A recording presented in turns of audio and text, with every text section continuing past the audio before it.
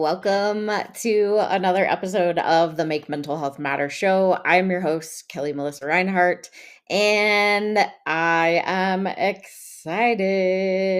My guest for today never showed up. So it's been a really long time since I have done an episode by myself, mainly because I have a stockpiled list of guests that are on wait lists. So it's a super bummer when somebody doesn't show up to their episode. Not that, you know, that's any concern to anybody else but me.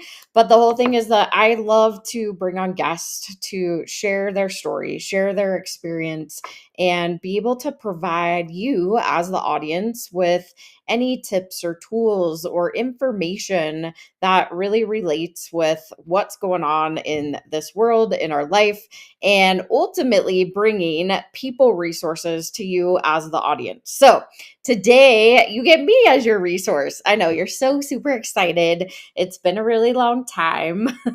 But I am not opposed to doing shows by myself because I think there's a lot of information that we end up going over, especially with guests that come on, and we only have this like short little time frame that we're able to actually talk. And honestly, I mean, most of the guests, I'm like, man, you got to come back, we have to have another conversation. And or we just keep going and going and going, and then I don't know, yeah, so that happens. Or I have the guests, so I'm giving you some behind the scenes of having your own show or podcast. But there are some guests that come on too that you're like pulling information out. I haven't had many of those guests lately, but I know that when you go on a show, sometimes it's scary. Maybe it's your first time ever being on a show, not really sure what to say. Maybe it's the first time that you've shared your story, shared your experience.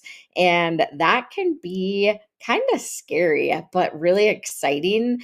And that's why there are some guests that you have to pull a little bit more out of them. And then there's other ones that we just have a great time and we don't shut up. So, either way, and if you've been watching or listening to the Make Mental Health Matter show, you already know that about these guests that I have had on. So, but if you've just recently tuned in, it's been, I don't, probably at least a year or more since I have done a show by myself. So I want to reintroduce myself to those of you that don't know much about me. Again, my name is Kelli Melissa Reinhardt. I am the host of the Make Mental Health Matter show. I have been doing this show since 2021. Math, not the greatest thing, but I'm pretty sure that adds up to 4 years. So 21, 22, 23, 24, 25. That's right. It has been 4 years. Most recently, within the last 2 years, I jumped not off because this still shows on YouTube, but I moved over to E360 TV, which is a TV streaming platform that goes out to several different channels like Roku, Apple, Fire, Amazon, all the TV channel networks. And then a year ago, it's actually just over a year, I also jumped into Dream Vision 7 Radio, which has been ginormous for the level that we have gotten to. So most recently, we got our stats for May, or I got my stats for May. I always say we because I generally have a guest. And I think this is a collective. I really feel like the show is a collective of people and experiences. So the stats on just Dream Vision 7 Radio, we have over 60,000 listeners. So thank you so much for tuning in. I'm so happy to know that the information that is shared on the Make Mental Health Matter show is really making a difference for people in their lives, and hopefully bringing the guests who have so many different experiences shows you that you're not alone, shows you that there are other people in this world that might be struggling with the same thing that you've been through, or maybe they have gone through something similar. Understanding that our everybody's experience is going to be very different. My experience from your experience, we could literally be in the same exact experience and we would take two different perspectives out of that experience because we are all individual humans and we experience things differently. So, I thank you for listening and or watching on E360 TV. We are over 20,000 people that view our show or watch the show. And then the ones that's not even all the streaming platforms that all of them go out to. YouTube, that's just a whole nother thing, right? So thank you. A heartfelt gratitude from me to you as the watcher or listener. I am so blessed that I am able to bring this content to you.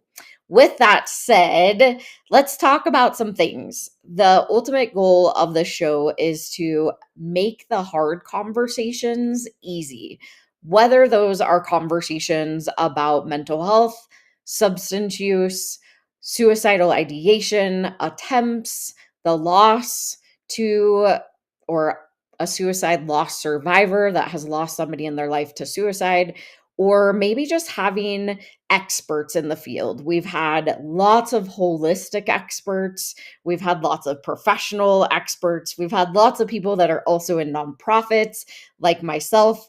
And they just have a wealth of knowledge that I have learned over time. And if you haven't had a chance to go back, so apologies go out first and foremost. I have not uploaded all the episodes to podcast platforms. So those of you that like to just listen, it does go out to Spotify, iHeartRadio, and several other, I think Apple somewhere in there. But I have not uploaded all the episodes. I think I'm only on like 59, 60 maybe, but there are well over 200 episodes. Holy moly. Which is really exciting. But I'm not here to just talk about stats. I'm not here to just talk about how awesome you are as a listener or a watcher. I am here to reintroduce myself and let you know a little bit more about my background. But I also, within this next hour that we have together, not even an hour anymore, but the time that we have, I want to give you some extra tools that maybe you don't remember from guests that I have brought on, or maybe it's something that you need right now because we know that the economic, the political climate right now is really, really challenging for people.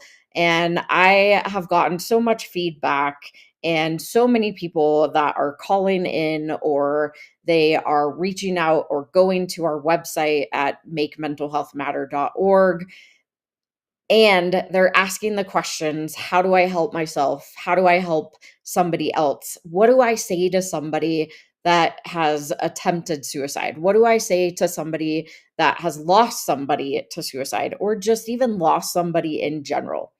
So, my story as it begins, I lost my middle sister. She died by suicide in 2017. So, February 20th, 2017. And the thing about that is, on the day of my sister's celebration of life, my son, who was a year and a half old, he had his second episode of seizures that day. He had 3 seizures in a 3-hour span. I managed to not take a shower that morning because I was on my way to Children's Hospital, but I managed to go to the hospital, get him all set up. He actually stopped having seizures like just in time for me to go to my sister's celebration of life. Luckily, my now husband, but my boyfriend was there to be able to stay with him at the hospital while I went and talked on stage about my sister and thanked all the people that came to her celebration of life, which was giant. And it was, I mean, such a whirlwind. I left there and went back to stay the night with my son in the ICU. That time of my life was so challenging. So, again, this was the second time my son had had seizures. The first time was he was about 14, 15 months, something around that. He had 6 seizures in an 8-hour span. And my sister was actually there at the hospital with me that time. She was in the healthcare field, so she actually knew what she was talking about. Unlike me, I was just a frantic mother, not knowing what to do and watching my poor child go through this experience that I couldn't control. There was nothing that I could do there. And the only way that he felt safe and was not seizing was when he was in my arms. And that was so hard. But I also had to stand up. He, well, like towards the end, I was standing up and just rocking him back and forth. And anytime I sat down, he would freak out. And it became so exhausting for me. And I couldn't give him to anybody else because he just wanted me. And then watching the whole experience, it actually felt like an out of body experience. I now have kind of actually detached myself from that because it was very, very triggering for me. But yeah, it was just a very interesting experience.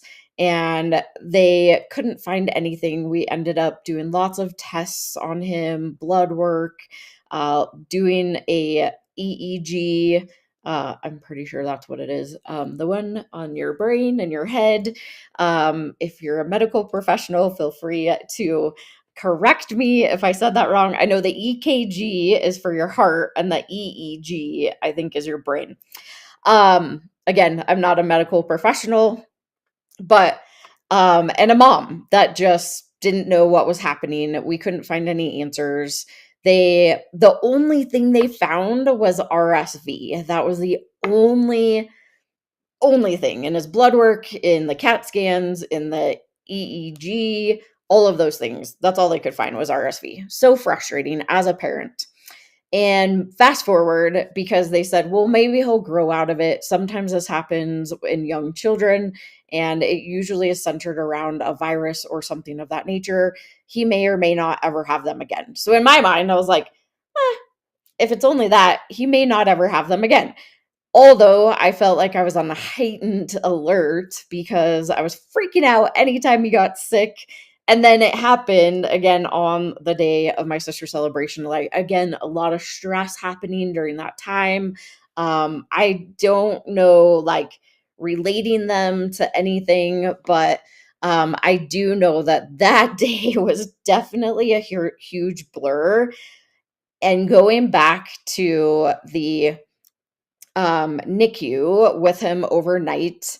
They had thought about giving him anti-seizure medication since this was the second time or the second episode that he had, which they gave him the loading dose of a drug called Keppra, and it made him violent. He was like punching and hitting and scratching me, and I was like, what is happening to my child? And what I heard, they said, oh yeah, sometimes that happens with Keppra. And I was like, what? They're like, oh, it's fine. It'll go away in about 2 weeks. I was like, what? You want me to take my child home in this state? That's not happening.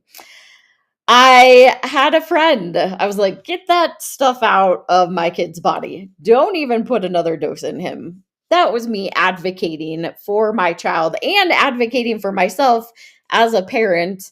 And probably one of the very first times that I ever realized that I needed to advocate for myself and for my child. Being a newer mom, not really knowing what to do, I don't know if I still don't. I still sometimes feel like I have no idea what I'm doing, and he just turned 10. So that's life, right? As a parent, we do the best that we can with the resources that we have available. I am blessed to say that my son has not had any seizures since that time.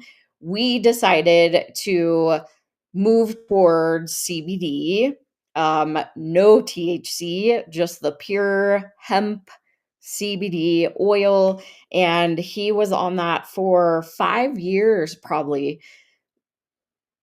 I chose to take him off to see. I was like, I did have one of those thoughts that I was like, is he gonna have seizures again? Like totally freaking out. But then I remember the doctor said that it could be something that they grow out of because um he wasn't having them frequent. It was just different time frames.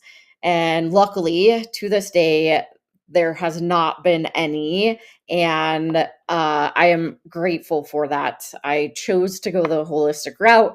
I chose to advocate for my child, and I chose to advocate for myself as the parent and not just take what I trust in the doctors, don't get me wrong. But when we talk about medications that really truly rewire the brain, I just wanted to do more research before we just put those doses in their body. And the neurologist actually said I would have not used that drug specifically because they're not as aggressive, and that's a pretty aggressive drug. So lots of different key pieces there. And I don't know why my brain's going this way, but I think it's a very, very important part of my story.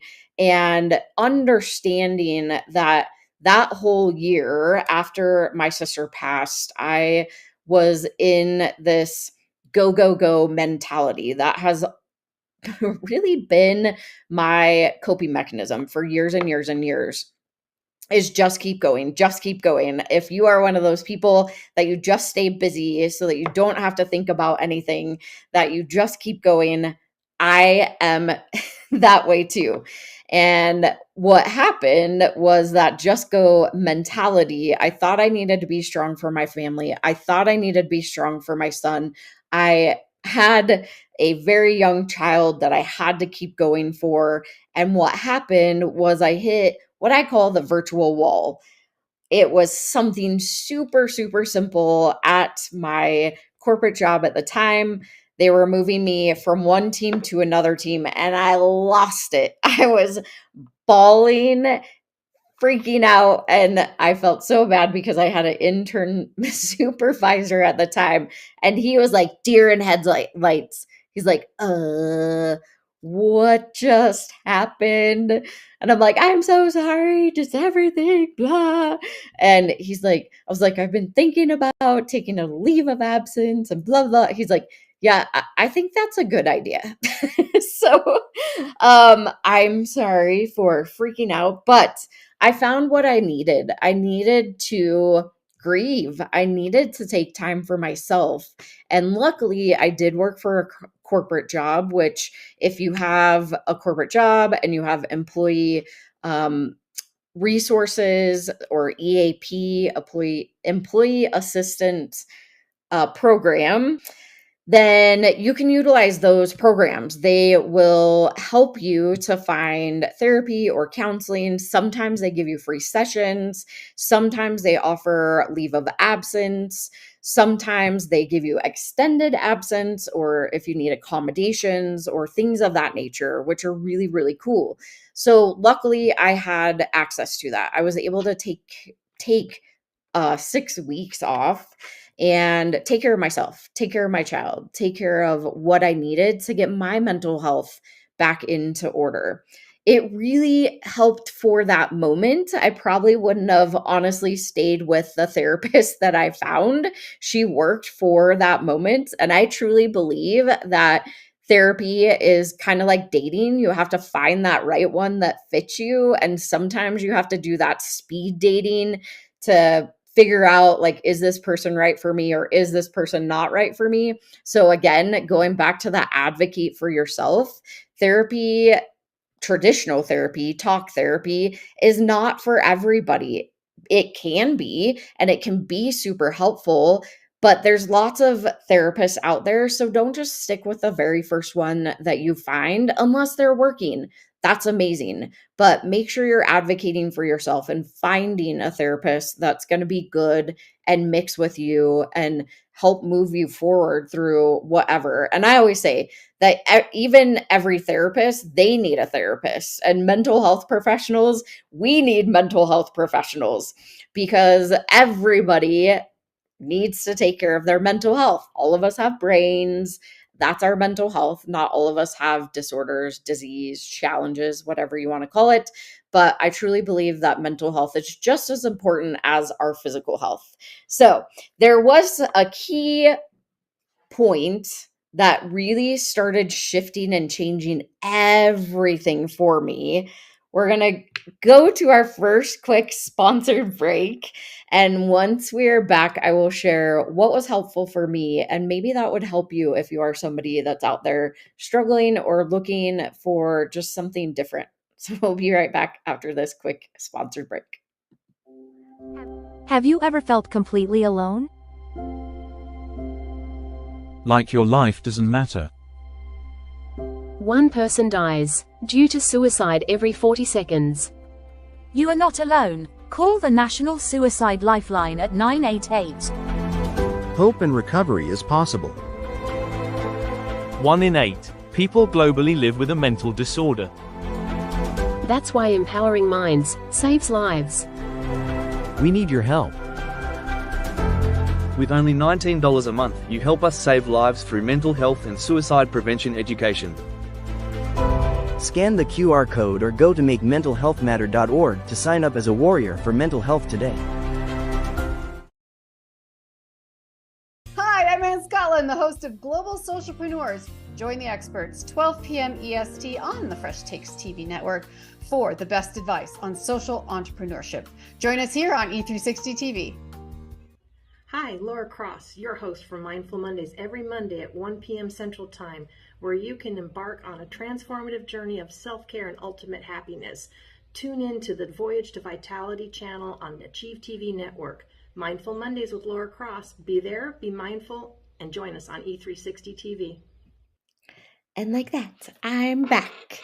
If you just happen to be joining the Make Mental Health Matter show, thank you so much for listening or watching. I am solo today. I know it hasn't happened in a really long time, but if you are just joining, make sure you go back and listen to the beginning of this. I don't know if I gave you any useful information, but it might be if you are somebody who has maybe had a similar experience as me as a parent or as a sister.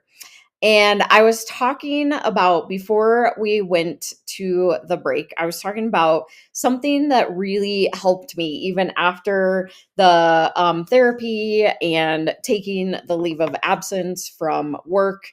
I found what was the greatest thing for me, a community that gave me tons of connections into people that were very similar to me. So I talk about this quite a bit because it was really the launching platform of why I do what I do now.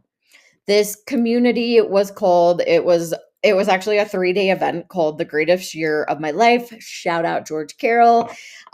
He created this space for people to come, and I thought it was going to be like super motivational, kind of like Tony Robbins. Like that's what I envisioned or imagined, that I was going to go there and it'll be like so motivating and everything's great. And the first day I was bawling almost the whole entire day, and I was like looking around like, what in the heck just happened? But that was because it was the very first time that I was ever introduced to NLP, or neuro linguistic programming. We did a process that he called the day you were born. It took me back to that time, which ended up being all centered around my sister. And what I found was that I was able to forgive her, and I forgave myself, which was something that I had no idea I needed to do. That moment was huge for me because I was finally able to get out of what I'm going to call the fog. And this is something that is reported by many people who experience loss and are really in that space of grief. It's this fog, especially with death by suicide, because there's so much unanswered questions that and I guess any um unexpected death would probably give you about the same. I mean, death in general probably would give you the same, but it's like this fog and you're just like going. It's not like you're actually living, you're just surviving. That's how I explain it. But this shifted, this allowed me to shift. And then what I was able to do, because I was like, man, if one process can help me that much, I wonder what this could do if I go back to that day of my sister's celebration of life that I was just telling you about with my son. So I went and took the 2-day NLP introduction class. I put myself on spotlight, which was something that I did not want to do. I used to not like to actually get in front of people or talk much. I know that's weird now that you like, really? You don't like to talk, Kelly? That's weird. I do now. But at that time, I was not an emotional person. I didn't like to show my emotions to people. I was very quiet. I was very reserved. I was very introverted. And I chose to get on what was called the hot seat because I knew that I needed to transform whatever that was in there based off of my experience with my sister celebration of life and my son's seizures. And so I went back to that day and I shifted that moment. Well, first I found that fear was a thing because I paired two traumas together in my unconscious mind. And it was just living there. And what it was manifesting through my body was fear of losing anybody else, fear of emotions, fear of I don't even know. It was like so much fear just like packed into my unconscious mind that I needed to shift that. I made a choice on that day to go in the hot seat and use one of the NLP, have George guide me through the NLP process to that event specifically. I found the fear and I changed it to curiosity. Me being the skeptic that I am, or used to be, I am no longer, but I left and I was like, this is so cool. Like, I'm feeling better. This is awesome. I don't know if it actually helps like that fast. I mean, that's only one process and I think we were day 2 at that point, but I went home that night and I talk about the period between the celebration of life up till this point. That fog that I was living in, but I was also that fear that I was living in. I would go 0 to red in 2.5 seconds. Literally drop of the hat, something would trigger me. I would get mad, I would get angry, I would yell at my kid for doing nothing. He was only like a year and a half, 2 years between that time frame, and I was so angry with life. I was so frustrated with how life was going, and it was that fear that was bringing out all these emotions and I couldn't control it. I had no control. It was like, again, it was like that out of body experience that I had no control over how angry I was. I was pushing everybody away. I was pushing my family away. I was pushing my own son away because I was so scared that he was going to die that I had to protect myself and I had to push him away. And how crappy does that feel as a parent? Pretty crappy. So, when I was able to get on this hot seat and I was able to change that fear into curiosity, I literally went home that night. I was sitting on my son's floor. Like, I remember this so vividly because I went upstairs and he's like playing in his room. And I went up there and I just sat down on his floor and I looked at him, and what would have triggered me in the past, I literally, like a dog's, like their head, like, like looking side to side. I looked at him and I was like, huh, well, that's interesting. Why are you doing that? And he was just like playing. And so I just sat there and listened to him. And I was like, just looking at him kind of like this dog in curiosity. And I thought at that moment, I was like, no way, it doesn't work that way. It doesn't work that fast. Nope, nope. What? Wait, is this really happening? And it was, which is cool. So fast forward, that was the moment that I knew, one, I was going to be okay.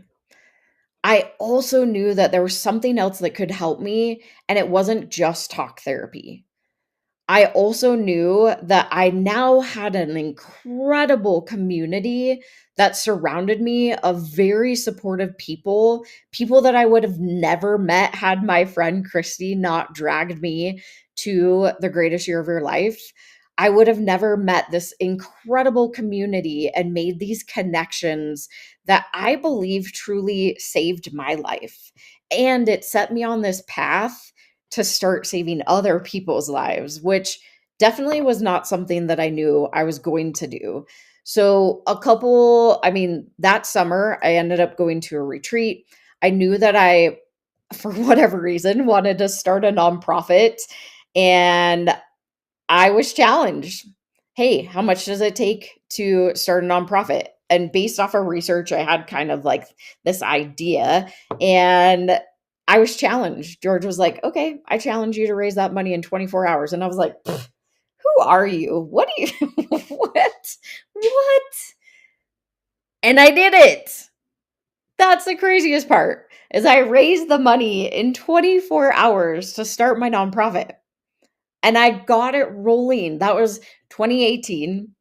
The summer of 2018. So June 30th, 2018, which is like pretty much now, when you're listening to this episode, it's now. Like, we are going on our 8th year as a 501c3 nonprofit, and it all stemmed from that community, those connections, people challenging me to take myself to the next level.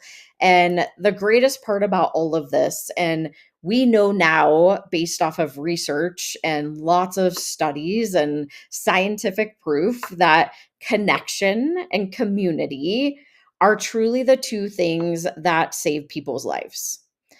People who might have or are experiencing any mental health challenges, substance abuse challenges, suicidal ideation. When you have community, when you have connection, when you're able to put yourself into places that maybe you wouldn't have done before, those can really truly save a life. I'm going to go to my last quick sponsored break, but once we get back, we're going to chat a little bit more about that, and I'm going to give you a couple simple tools so that you can take those with you before you leave. We'll be right back after this. 1,917 people die daily from suicide globally. I lost my middle sister, Carrie, to a completed suicide on February 20th, 2017. How does Kelli, host of the Make Mental Health Matter show, impact lives? Number 1. Awareness. My story, however, it isn't unique. I am a domestic violence survivor and a recovering addict. For 14 years, I was in active addiction. And because of Kelli and the work that she does and the opportunity to have my voice heard, I was able to stay clean and sober and have hit a year. I'm still here. And if it wasn't for Kelli answering my call the day that I thought I was going to take my life. 2. Conversation. I'm curious, and I know that I've heard a lot in the BIPOC community, it is very hush hush. It's like one of those things that you don't talk about. Like you literally feel like it's not a conversation you can have. So can you talk a little bit more about that? First, shout out to Kelli because I'm glad that she asked the question. I researched you before I went on your show and I saw how real and authentic you were. And I just appreciate the question because it is different and we have to have tough, courageous conversations. So yes, I always say I'm a triple diversity threat. I'm a Black woman with multiple disabilities. Now, I'm not really a threat, but to other people, I may be because people fear the unknown and what they're uncomfortable with. Number 3, education. Kelli's passionate commitment to mental health awareness is a beautiful thing. It's clear in her social media posts, it's clear in the resources that she puts together, in the activities that she provides, her collaboration with organizations, and the consistent way that she continues to deliver a message, encouraging people to understand that they can share openly and to break the stigma around mental health.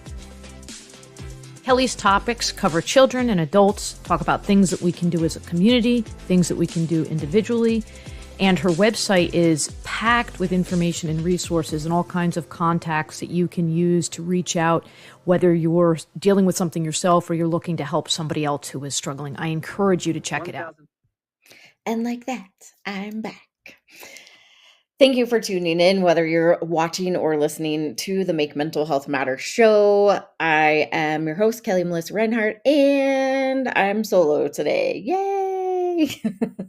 So if you just are tuning in, make sure you go back and watch or listen at the beginning of this.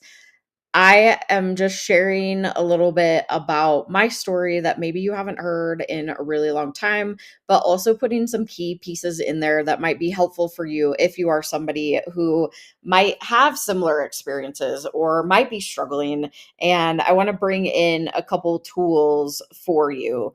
I was talking about how community and connection have literally been researched and scientifically proven that it really truly saves lives. It helps people when we can connect, when we can collaborate, when we can have that community that actually surrounds us. And if you are a person that is in recovery, you probably know this really, really well. The nonprofit has been doing a ton of work in the recovery space or with other recovery organizations, and community is huge for that community, and it's a very large community. There's probably more people in recovery today than there's not, honestly. But I think that community is the thing that really launched me. It helped me to get out of the space that I was just surviving. I wasn't thriving. I wasn't living. I was surviving. And I was introduced to so many different modalities that I didn't even know existed. And I think that's the biggest part. And the one thing that I'd love for you to take away, at least from this section, is that it's not just therapy. It's not just talk therapy. There are so many other modalities out there that can help. So I'm going to give you a few of them. And most of these you have seen on the show. I have had a guest in most all of these areas. If I haven't, and you know somebody that would be really good for this show, please make sure you have them jump on the Make Mental Health Matter website. It's now, we have a new domain. So it's just mmhm.org, or you can go to makementalhealthmatter.org. Both of them will get you there. But have them click on the show tab. I think it's under conversations is what it's under, but have them sign up to be a guest, be a show guest, because again, I love show guests and I want to bring you the information. So I've had a good chunk of people. We've talked about breath work. We've talked about NLP coaching. We have talked about oh my gosh, there's so many. I can't even like think of all of them off the top of my head, but one that continues to be brought up are the breathwork coaches that we've had on.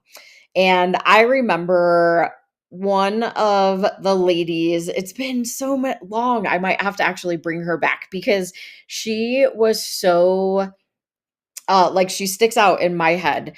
And the one breathing exercise that she gave us, me, you, all of us, if you watched it, was the vagus nerve reset breath. And I do it all the time and I share it with anybody that's like super, super nervous, especially speakers if they're getting on stage for the very first time. I love to share this breathing technique. So you breathe in through your nose twice quickly, and then you're going to breathe out through your nose, but you're going to hold your mouth as if you're blowing out a candle.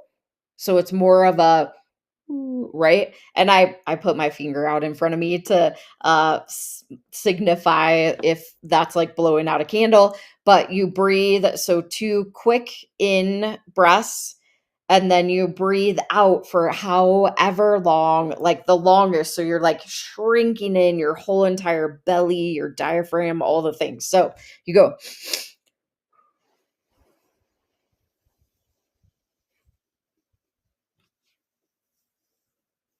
Keep going, keep going, keep going, keep blowing out, keep going out. Yep. So 2 quick inhales through your nose and then blow out through your mouth like you are blowing out a candle.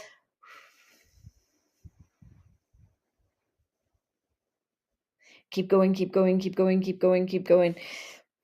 As long as you can until all the air is sucked out of your belly. And then you can take a deep breath in. And I don't know about you, but it literally just like if I'm like really up in the shoulders, like I'm breathing from my chest, it actually drops me down into my diaphragm. Those of you that are watching, you may have seen my shoulders relax. I feel my brain relax. I feel my body relax. It has been one of the best breathing exercises that I have learned. I also had Sam not too long ago. He gave us some incredible breath work tools. And I actually, in July, I'm pretty excited. I'm going to start doing breath work as a healing modality. I'm doing 10 sessions starting in July, private sessions. I've never done them before, like full on sessions. So I'm very excited about that. And most recently, I did equine coaching. Well, it's called Gestalt coaching, but with a horse or multiple horses. And it was so powerful. I am still within the 72 hours of originally doing it. So I'm really not supposed to talk about it, at least the experience until I really process all the information. But I will tell you, horses, I did not realize how powerful the connection between a human and a horse can be. I've heard this a lot actually in the recovery space that equine therapy is huge in recovery. And it has been very, very helpful also with veterans. We actually, on our special last year, the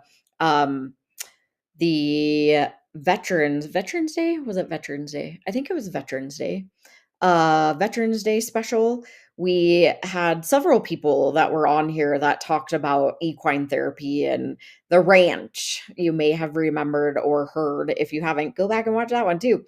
But they use the ranch, which veterans can come. So veterans who experience or live with PTSD or CPSD, they are using equine therapy to help calm everything in their body. And horses, they, man, they reflect exactly what you're feeling. So if you are stressed out, they're going to be stressed out. If you are calm and relaxed, they're going to be calm and relaxed. It is so incredible. And I'll have to tell you more about that. I need a guest to come on that does equine therapy. So I know a couple people, but if you know somebody, send them over to me. We should have a whole conversation about that because I've known about it for years. I've just never done it. And then I had a couple friends that were like, you should really come. And I'm like, I don't know. And then I was like, okay, I'm going to do it. And man, just even today, and I'm again within the first 72 hours of doing the sessions, and already I can feel just like a shift in energy, which is super, super cool. So lots of different modalities. There's sound bath or sound healing. There are also, I was talking to a friend also about seeding. So basically, if you on your ear up at the top, I think they also like right in the middle, acupuncture. So it's acupuncture, but it's not like, I mean, they probably put needles in your ear, but you can put these little they're almost like stickers, but that's not what they are. But they go in certain places on your ear, which actually helps with depression, it helps with anxiety, it helps with sadness, with grief, with loss. Like I did a grief and loss um experience journey that we did. It's acu detox basically is what it called, but they did the acupressure in the ears and then did the ear seeds, and those are really, really cool too. So lots of different, again, modalities. I have people, so massage, really, really great. Understanding, go to somebody, like if you really or have experienced trauma in the past, or maybe you've had suicidal thoughts, please go to a massage therapist that really understands the body and the mind are connected. And when you have touch therapy, it can bring up a lot of emotions. So it's important to go to a practitioner that understands and can help move through those emotions, not just have a massage and then all of a sudden it like pulls out all of these emotions. Our body stores our trauma. And so when we can understand that, it's important. There's also foot zoning, which is another incredible, it's kind of like reflexology in a way, but it's through your feet, and you can ultimately reset your entire body, including your brain and all the things, and remove all the blocks out of your body. So many good things that are beneficial for your mental health, for your wellness. There are also so many good self-care techniques, easy breathing, standing up, getting some water, being grateful for even the smallest things. I know I have said this so many times, is that being grateful for the toothbrush that you have, being grateful for the roof that you have over your head. Maybe you are somebody that is experiencing homelessness. Maybe you are grateful for the sleeping bag that you have. Maybe you're grateful for the people that come and bring you food, or maybe you're grateful for the ability to be free. I know I have heard of people who they choose to be unhoused. They want to live that life, and that is their choice. And so maybe that's their choice that they're grateful for. But whatever it is in your life that you can show gratitude, you can feel gratitude, you can start to use these alternative modalities that would be beneficial for you, beneficial for your mental health. But no matter what you do, doing something for your mental health. And I don't even want to get started on the defunding of mental health resources, which I think is absolutely ridiculous, but that is and can be a whole entire other show. But I will never stop promoting wellness. I will never stop promoting that mental health is important, because it is. We all need to be able to take care of ourselves. We all need to be able to take care of our mental health. We all need to have access to mental health resources, and physical health and mental health should be one. They should not be separated, because our brain is not separate from our body. It is attached to our body. So why isn't everything else in society attached together? I don't know. I'm not going to answer that question, but I just think it is cuckoo bananas. That is my word. It is a little bonkers that is how we function in society. So, this is your reminder to take care of yourself. This is your reminder that no matter what experience you have been through, there are lots of modalities out there that could potentially help you. What helps me does not necessarily help you, and vice versa. But I bet you could find something that does help you. If you are in need of even more resources, again, you can also go to the Make Mental Health Matter. We have a trusted resource hub on our website. It is an update, so apologies for not having everything on there, but there are PDFs that you can download that gives you access to all of the resources that we have. We are constantly adding resources on there. We have two main pages that I want to direct your attention to. There is one that is called How to Help in a Non-Crisis or Crisis Situation. There are do's and don'ts and words that you can use. We are lucky enough to have a collaboration and partnership with American Foundation of Suicide Prevention, who also has resources that they have allowed us to put on our website. We have lots of collaborations with other organizations, the Healers Hub, and so many great partners that we also have on our website. And then another one is how to help somebody after a suicide. That is the biggest question that I get throughout, really throughout time, is what do I say? What do I do? Who do I talk to? How can I help somebody? So if you're needing more resources, please go to the Make Mental Health Matter website and look those up. Either way, you can go out to the website or you can come back here next week, because I will have incredible guests that are sharing their experience, sharing their expertise, sharing their story, all centered around whether it is mental health or wellness or just life, what they've been through in life. And my hope is that this show gives you a little bit of hope. It gives you resources. It gives you people resources, alternative ways to heal, alternative ways to move through this thing that we call life, the ways that you feel like you are truly living and thriving, not just surviving. Thank you so much for tuning in. I will see you next Monday with a guest, no matter what. But please share this show with everybody you know. Let's get to 1 million listeners and viewers by the end of this year. 2025, we're going big. And if you know anybody that wants to sponsor this show, again, reach out. We have sponsored breaks, and we would love to showcase a business or a community, or maybe you are somebody that just aligns with mental health and you want to know how to sponsor this. Reach out. We would love to share that information. I will see you next week. Bye, y'all.